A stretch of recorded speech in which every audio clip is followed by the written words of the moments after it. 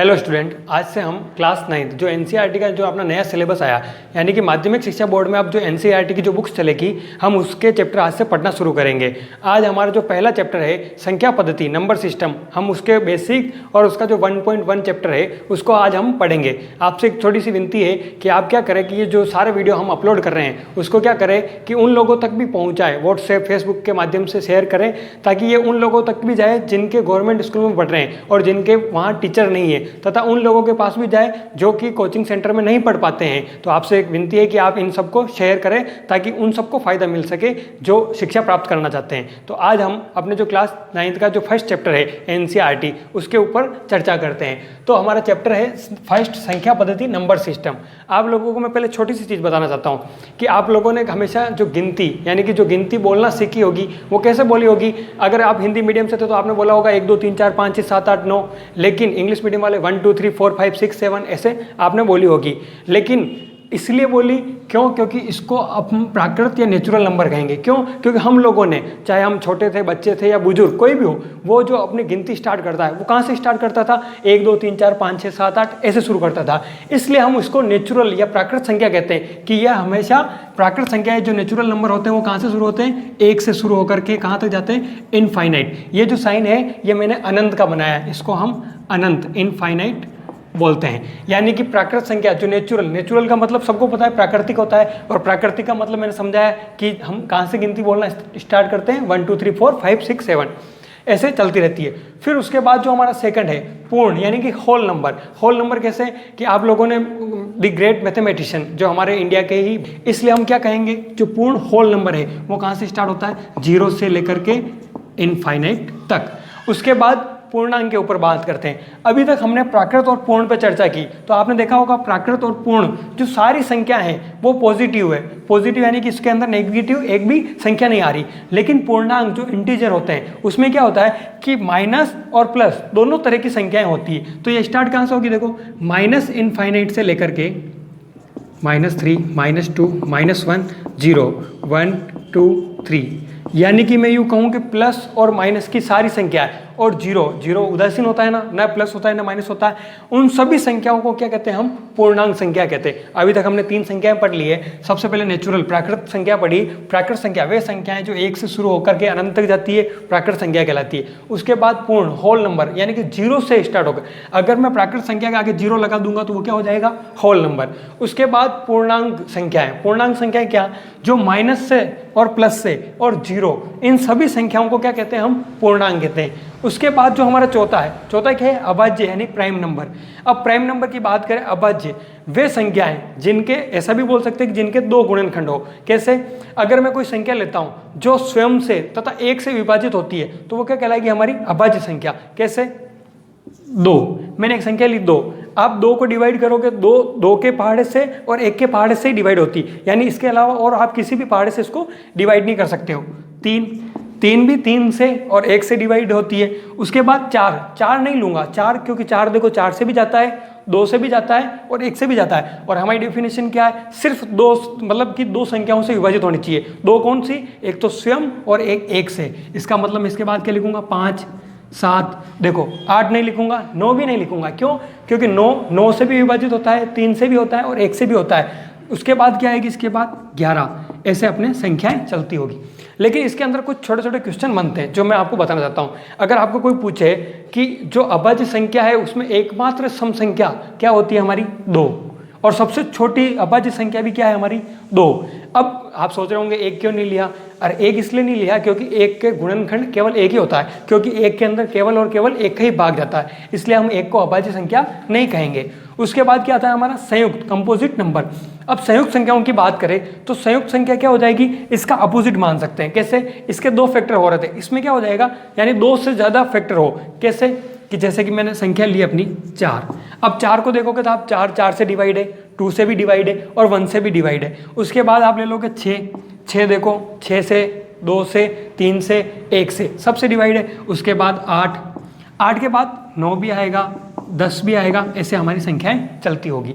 अब देखो आप इसमें भी सोच रहे होंगे कि अब इसमें भी एक क्यों नहीं लिया, क्योंकि वही जो ऊपर वाला नियम था, एक का केवल एक से ही भाग जाता है और किसी भी संख्या से भाग नहीं जाता। अब एक छोटा सा क्वेश्चन है, बारीक क्वेश्चन है, उसको आपको माइंड में रखना है। यानी एक क्या है, एक ना तो अभाज्य संख्या है और ना संयुक्त संख्या है, ठीक है, ये थोड़ा सा आप माइंड में रखेंगे। उसके बाद परिमेय रेशनल नंबर। अब परिमेय संख्या की आपने जो परिभाषा पढ़ी है वो सबको पता है, जो भिन्नों में होती है या जिसे हम बटे हुए के रूप में लिखते हैं वो क्या होती है, परिमेय संख्या। तो यानी परिमेय संख्या की जो डेफिनेशन होगी क्या होगी, जिसे हम p बटे q के रूप में लिख सकते हैं, लेकिन जहां पर q का मान क्या नहीं होना चाहिए, 0 नहीं होना चाहिए, और p व q क्या है, एक पूर्णांक है, पूर्णांक है। यानी इस p और q की जगह कोई भी पूर्णांक में अब देखो क्या है, यानी माइनस प्लस जीरो सब कुछ आ सकता है, इसको हम क्या कहेंगे, परिमेय। लेकिन अब मैंने एक और चीज क्या लिखी, q is not equal to 0। इसका मतलब क्या है, देखो आप लोगों ने जब बटा पढ़ा होगा या भिन्न पढ़ी होगी तो उसमें देखो आपने एक तो अंश एक हर, यानी ऊपर होता है अंश नीचे होता है हर। आप अगर इधर देखोगे, अगर आपने अंश में 0 कर दिया और हर में आपने कुछ भी लिख लिया, जैसे माना कि 2 4 6 कुछ भी 1 2 3 4 कुछ भी लिख सकते हो, जैसे मैंने 4 लिखा, तो 0/4 क्या होता है, हमेशा 0। यानी अगर अंश में 0 है तो उस पूरे की वैल्यू क्या हो जाती है, 0। लेकिन अब मैं इसको उल्टा करता हूं, अगर मेरे पास अंश 4 है और अगर मैंने हर 0 कर दिया, हर 0, अब एक चीज याद रखना मेरा रूल कि हर हर महादेव, यानी हर हर महादेव 0 नहीं होंगे। अगर हर हर महादेव 0 होंगे तो इसका मतलब क्या होगा, आपको उल्टा पटक देंगे। अब उल्टा कैसे, इनफाइनाइट, यानी कि क्या हो जाएगा, अपरिभाषित। इसको ऐसे ही बोल सकते हैं, ये हमारा क्या हो जाएगा, अपरिभाषित। यानी हर के अंदर हमारे क्या होगा, 0 कभी भी नहीं आएगा। वापस बता रहा हूँ, परिमेय का मतलब क्या है, p बटे q के रूप में हम जिसे लिख सकते हैं, लेकिन q का मान 0 नहीं होना चाहिए, तथा p और q हमारे क्या होते हैं, एक पूर्णांक होते हैं, ठीक है, उसे हम परिमेय संख्या कहेंगे। अब कुछ भी हो सकती है, जैसे कि 4/2, ठीक है, 2/1। अब ध्यान रखना, अगर मैं कहूँ क्या सभी प्राकृत संख्याएं परिमेय संख्या होती है, तो देखो ये सारी प्राकृत संख्या है, अब मेरे को परिमेय करना है। परिमेय करना है इसका मतलब बटे हुए में, तो देखो क्या मैं सबके नीचे बटा 1 लिख सकता हूँ, जी लिख सकते हैं। तो जैसे मैं इसके 1/1 करूंगा तो देखो ये परिमेय p बटे q हो जाएगा। तो इसका मतलब क्या है, हमारी सारी प्राकृत संख्याएं परिमेय संख्या हो सकती। अगर अब मैं पूर्ण की बात करूँ, देखो पूर्ण संख्या, इसको भी मैं परिमेय में चेंज कर सकता हूँ क्या, कैसे, इसके सबके नीचे भी मैं 1 लिख सकता हूँ, 1 लिख लूंगा तो क्या हो जाएगा, ये सारी भी क्या हो जाएगी, परिमेय संख्या है। फिर पूर्णांक की बात, और पूर्णांक तो हमारे वैसे ही डेफिनेशन के अंदर आ रहा था कि p बटा q एक पूर्णांक है, तो यानी सारी पूर्णांक संख्याएं भी क्या होती है, हमारे परिमेय संख्याएं होती है। तो ये आपको परिमेय संख्या के बारे में पता पड़ गया होगा। अब उसके बाद हम आते हैं इरेशनल, अपरिमेय संख्या के ऊपर। एक तो इसकी डेफिनेशन क्या हो जाएगी, इसका अपोजिट, यानी जिसे हम p बटे q के रूप में नहीं लिख सकते। फिर भी कुछ उदाहरण है जिनको मैं आपको बताता हूँ। सबसे पहले पाई का मतलब पता है आपको। अब मैं आपको पूछूंगा पाई का मतलब क्या होता है, तो आप अधिकतर लोग बोलेंगे कि पाई का मान 22/7 होता है, 3.14 होता है। पर मैं उन लोगों को कहना चाहता हूँ, ये पाई की एग्जैक्ट वैल्यू नहीं है, ये पाई का एक अप्रोक्स वैल्यू है। अप्रोक्स वैल्यू यानी कि पाई को आप क्या बोलते हैं, 22/7। आप जब भी 7 का भाग 22 में दोगे तो 3.14 नहीं आता है, बहुत संख्या तक इसका भाग जाता रहता है। इसका मतलब जो अगर पाई का साइन लगा हुआ है, इसका मतलब मैं उसको क्या कहूँगा, अपरिमेय। लेकिन अगर आप 22/7 और 3.14 की बात करोगे तो मैं उसे परिमेय कहूंगा। क्यों, क्योंकि 22/7 को हम p बटे q में लिख सकते हैं, इसका मतलब क्या हो गया, यह परिमेय। अगर मैं 3.14 कहूंगा तो ये भी परिमेय। कैसे, अगर यहाँ से मैं दशमलव हटाऊंगा तो 2 0 लग जाएंगे, तो ये भी क्या हो गया, देखो p बटे q के रूप में हो गया, इसका मतलब ये भी क्या हो जाएगा, परिमेय। यानी जो हम पाई के मान रखते हैं वो सारे क्या होते हैं, परिमेय होते हैं, लेकिन जो पाई का साइन है वो क्या होता है, अपरिमेय। अगर आप लोगों को पता हो तो थोड़ा सा ध्यान देंगे कि पाई है क्या। आप लोगों ने कभी सोचा होगा कि पाई का मतलब क्या होता है, तो मैं आपको एक छोटा सा मतलब बताता हूँ कि पाई आया कहाँ से। आप लोगों ने सबने सर्कल पढ़ा होगा। सर्कल यानी कि जो बिल्कुल परफेक्ट सर्कल होता है, वो आप किसी भी चीज़ का उदाहरण ले सकते हो, जैसे चूड़ी हो सकती है, या अपने घर में जो रोटी बनती है वो भी वृत्त होती है, ठीक है। पाई, चलो अब मैं पाई की बात कर रहा था, पाई क्या है और पाई आया कहाँ से। तो देखो पाई आया कहाँ से, आप लोगों ने सर्कल के बारे में जो पढ़ा था, क्या पढ़ा था, यह अपना एक सर्कल है, इस सर्कल की जो परिधि होती है उसका फॉर्मूला क्या होता है, 2πr। ये आप लोगों ने 8th क्लास या 7th क्लास में भी पढ़ रखा है। उसके बाद इसके बीच में जो होता है सेंटर पॉइंट, यहाँ से इसको बोलते हैं हम रेडियस यानी त्रिज्या। अब देखो ये इसका क्या हो जाएगा, व्यास हो गया। अगर इसकी त्रिज्या r है तो इसका मतलब इसका पूरा व्यास कितना हो जाएगा, 2r, क्योंकि r प्लस r क्या हो जाएगा, 2r। अब देखो पाई आया कहाँ से, मैं एक फॉर्मूला कैसे कि देखो वृत्त की परिधि अगर आप वृत्त की परिधि के अंदर वृत्त का व्यास का भाग दोगे तो हमेशा क्या आएगा, पाई आएगा। कैसे? वृत्त की परिधि का फॉर्मूला क्या हमारे पास 2 पाई आर, और वृत्त का व्यास क्या है हमारे पास 2r, 2 से 2 कैंसिल, r से r कैंसिल, और क्या आ गया हमारा पाई। ये पाई आया कहाँ से? अगर मैं कोई बोले कि पाई की डेफिनेशन क्या होती है, तो मैं पाई की डेफिनेशन क्या बोलूंगा, किसी वृत्त के व्यास को वृत्त की परिधि में भाग देने पर जो हमारे पास मान प्राप्त होता है वो क्या होता है, हमारे पास पाई होता है। तो आप लोगों को पाई की वैल्यू समझ में आ गई होगी। लेकिन अगर पाई का साइन है तो वो क्या हो जाएगा, अपरिमेय, और जो पाई की वैल्यू जो हम मानते हैं 22/7 और 3.14 वो क्या हो जाएगी, हमारे परिमेय। अब उसके बाद आगे और चर्चा करें तो आप लोगों ने कुछ चीजें और पढ़ी होगी। कैसे? अगर मैंने दशमलव के अंदर कुछ संख्या ले ली,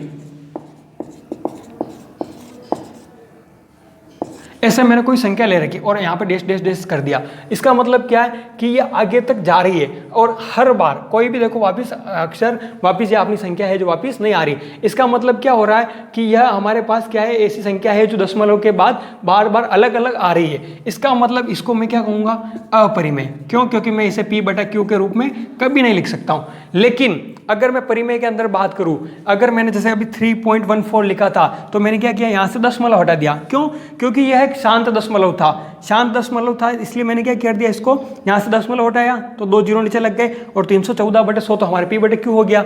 उसी प्रकार अगर देखो कोई संख्या है, जैसे कि मैं इधर लेता हूं, आपके पास 3.14141414 ऐसा अगर बार बार आ रहा है, इसका मतलब क्या हो रहा है, एक ब्लॉक, पूरा ब्लॉक कौन सा, 14 जो बार बार रिपीट हो रहा है, तो मैं इसको क्या कहूँगा, ये हमारे परिमेय हो जाएगी। क्यों?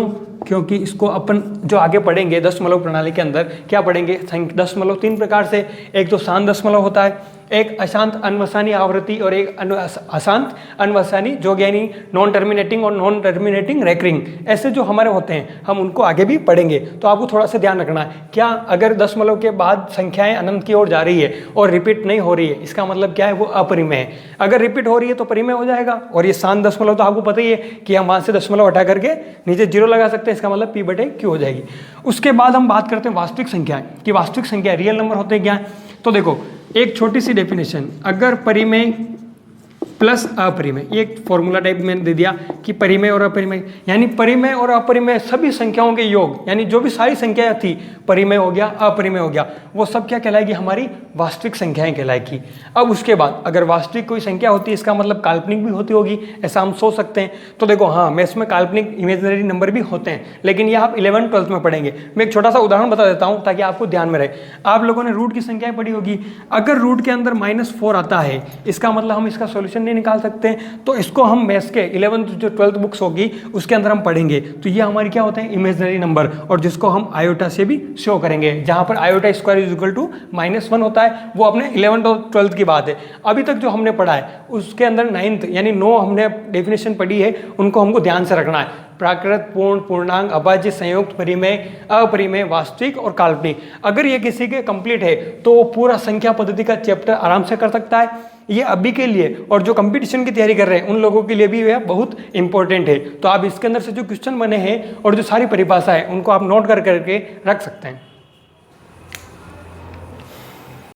देखो एक्सरसाइज 1.1 का क्वेश्चन नंबर 1 क्या दे रखा हमें, क्या शून्य एक परिमेय संख्या है, क्या इसे आप P/Q के रूप में लिख सकते हैं, जहां P और Q पूर्णांक है और Q is not equal to 0 है। देखो सबसे पहले हमें क्या दे रखा है कि हमें पता क्या करना है, 0 परिमेय संख्या है नहीं है। सबसे पहले आपने देखा होगा 0 कहां से शुरू हुआ था, पूर्ण संख्याओं से शुरू हुआ था। और जो परिमेय संख्या की जो डेफिनेशन है वो क्या है, P/Q। इसने खुद ने लिख रखा, देख लो क्वेश्चन के अंदर ही है, जिसे हम P/Q के रूप में लिख सकते हैं। वो क्या होता है, परिमेय संख्या होती है। और जहां पर P और Q क्या होते हैं, पूर्णांक होते हैं, और Q is not equal to 0। ये जो मैंने पहले बताया था कि यहाँ पे Q का मान 0 नहीं होगा। अगर मैं यहाँ पे Q का मान 0 कर दूंगा तो क्या हो जाएगा, इनडिफिनाइट हो जाएगा, यानी कि अपरिभाषित हो जाएगा। अब आगे देखो हमें प्रूफ क्या करना है कि शून्य एक परिमेय संख्या है। सबसे पहले इधर देखो मैं शून्य लिखता हूँ, क्या मैं शून्य के नीचे 1 लिख सकता हूँ, क्या मैं शून्य के नीचे 2 लिख सकता हूँ, शून्य के नीचे मैं -1 भी लिख सकता हूँ, शून्य के नीचे मैं कुछ भी -2 कुछ भी लिख सकता हूँ। अब देखो यानी कि मैं शून्य के नीचे अगर कुछ भी संख्या लिख रहा हूँ तो वो क्या है, Q क्या हो गया, हमारा पूर्णांक हो गया। अब इधर ध्यान से देखेंगे, अगर मैं 0 के नीचे कोई भी संख्या लिख रहा हूँ, इसका मतलब ये ओवरऑल क्या हो रहा है, P/Q के रूप में लिख रहा हूँ, नहीं लिख रहा हूँ। इसका मतलब हम क्या कहेंगे, 0 एक परिमेय संख्या है।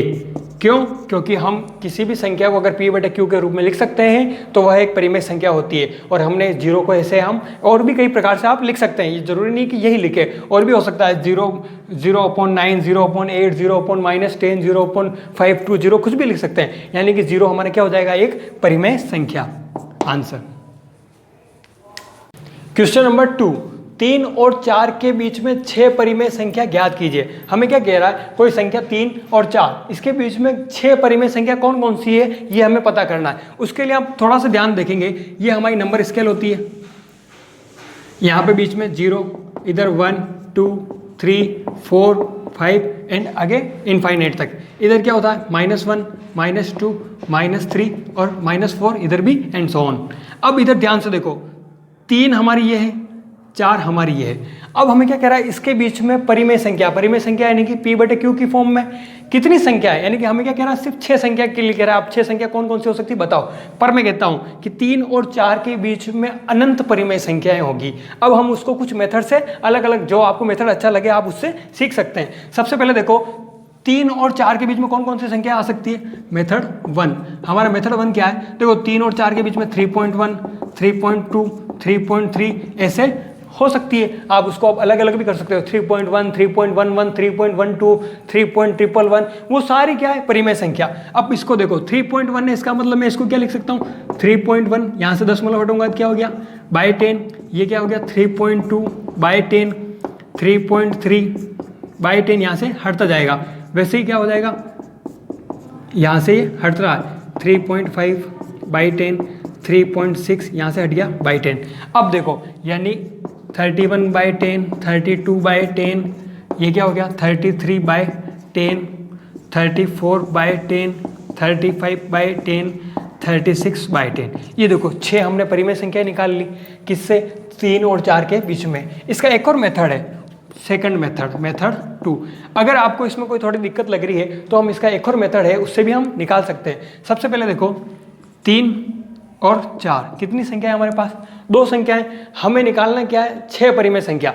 जब भी जितनी परिमेय संख्या निकालनी है आप क्या करो, उससे एक ज़्यादा लो। एक ज़्यादा क्या हो जाएगा, 7। इसको 7 से ऊपर नीचे मल्टीप्लाई कर दो, तो इसको भी कर लो 7 से ऊपर नीचे। अब देखो 7 × 3 क्या हो जाएगा, 21 बाय 7, ये क्या हो जाएगा आपके 28 बाय 7।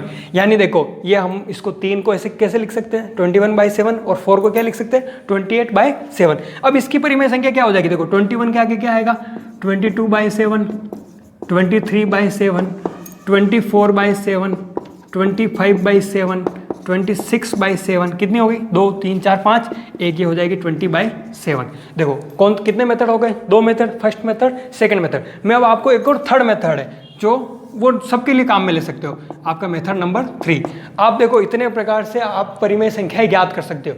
जो इसका तीसरा मेथड होगा, तीसरा मेथड क्या हो जाएगा आपको, जैसे कि यहाँ पे आपको अगर 6 है तो आपने क्या किया, एक ज़्यादा लिया। अब मैं कह रहा हूँ आप सोचो ही मत, आप क्या करो, जैसे कि 6 परिमेय संख्या निकालनी, पर आप क्या करो 10 से ऊपर नीचे गुणा करो। कैसे, 3 × 10 बाय 10, इधर क्या हो जाएगा 4 × 10 बाय 10, ये कितना हो गया 30/10, ये कितना हो गया आपके 40/10। तो इससे आगे क्या आ जाएगा, देखो 31 बाय 10, देखो उधर और उधर सेम आ रहा है, 32 बाय 10, 33 बाय 10, ऐसे आपके लास्ट में 36 बाय 10। ये 3 मेथड है, आप किसी भी मेथड से आपका आंसर निकाल सकते हैं। अब क्वेश्चन नंबर 3 क्या है, 3/5 और 4/5 के बीच में 5 परिमेय संख्या हमको ज्ञात करनी है। आप जो मैंने मेथड बताए थे उसके हिसाब से भी कर सकते हैं, मैं आपको कुछ मेथड ही बताऊंगा यहाँ पे। अब मेथड 1 में लेता हूँ। मेथड 1 क्या है, कितनी परिमेय निकालनी, 5। तो मैंने क्या कहा, जितनी निकालनी उसमें एक ज़्यादा जोड़ लो, तो क्या हो जाएगा, देखो 3/5 × 6/6। और जैसे 5 निकालनी थी तो आपने एक ज़्यादा जोड़ा तो क्या हो गया 6। 6 का क्या करना है, ऊपर नीचे गुणा करना। अपनी दूसरी संख्या क्या है, 4/5 × 6/6। अब मल्टीप्लाई करो, 6 × 3 18, 6 × 5 30, इधर क्या हो जाएगा 24/30। यानी कि देखो मैं 3/5 को ऐसे भी लिख सकता हूँ और 4/5 को ऐसे भी लिख सकता हूँ। अब देखो 18/30 और 24/30 के बीच में कौन कौन सी संख्या है, देखो 19/30, 20/30, 21/30, 22/30, 23/30 और 24/30। देखो अपने जो 5 चाहिए थी लेकिन हमने क्या कर दिया, 6 निकाल ली। 7, 8 जो भी चाहिए अपने को निकाल सकते हैं। एक और मेथड क्या है हमारा, मेथड नंबर 2 हमारे पास क्या 3/5 और एक है 4/5। मैंने क्या कहा था, इसको आप क्या करो 10 से ऊपर नीचे गुणा कर लो। ये भी अपना हो सकता है, 10 से ऊपर नीचे गुणा कर लिया, क्या हो जाएगा 30/50 और ये क्या हो जाएगा 40/50। अब देखो इन दोनों के बीच में कौन कौन सी आ रही है, 31/50, 32/50, 33/50, 34/50 और 35/50। अब कुछ लोग सोच रहे होंगे कि यहाँ पे अलग आंसर आ रहे हैं, यहाँ पे अलग आंसर आ रहे हैं, तो इसमें देखो आंसर आप जो निकालोगे वो इसके अंदर से अगर इसके बीच में है, आपके आंसर अलग अलग हो सकते हैं। जरूरी नहीं कि जो किताब के पीछे लिखे होंगे वही आंसर लेके आए। ये भी आपका आंसर सही है और ये भी आपके आंसर सही है, और इनके अलावा भी अगर आप कुछ निकाल रहे हो लेकिन सही मेथड से आप करेंगे तो जो भी आंसर आएंगे आपके हमेशा सही होंगे इन क्वेश्चनों के अंदर। क्वेश्चन नंबर 4 हमें क्या पता करना है कि ये जो हमारे पास कथन यानी जो लिख रखे हैं वो सत्य है या असत्य, हमें ट्रू फॉल्स का पता करना है। देखो पहला क्वेश्चन है प्रत्येक प्राकृत संख्या एक पूर्ण संख्या होती है। दूसरा प्रत्येक पूर्णांक एक पूर्ण संख्या होती है। प्रत्येक परिमेय संख्या एक पूर्ण संख्या होती है। देखो इन क्वेश्चन को हल करने से पहले मैं आपको नंबर स्केल यानी हम संख्या रेखा ले लेते हैं।